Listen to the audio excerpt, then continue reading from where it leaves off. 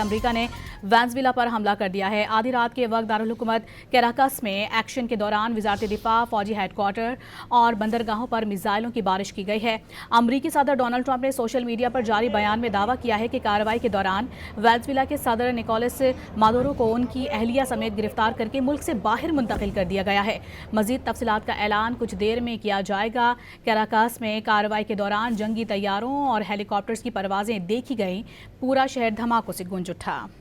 اپنے ناظرین کو بتائیں کہ امریکہ نے وینزویلا پر حملہ کر دیا ہے۔ آدھی رات کے وقت دارالحکومت کیراکس میں ایکشن کے دوران وزارت دفاع، فوجی ہیڈ کوارٹر اور بندرگاہوں پر میزائلوں کی بارش کی گئی، اور ساتھ ہی اپنے ناظرین کو بتائیں کہ امریکی صدر ڈونلڈ ٹرمپ نے سوشل میڈیا پر جاری بیان میں دعویٰ کیا ہے کہ کارروائی کے دوران وینزویلا کے صدر نکولس مادورو کو ان کی اہلیہ سمیت گرفتار کر کے ملک سے باہر منتقل کر دیا گیا ہے، جبکہ اس حوالے سے ان کی جانب سے یہ بھی کہا گیا کہ مزید تفصیلات کا اعلان کچھ دیر میں کیا جائے گا۔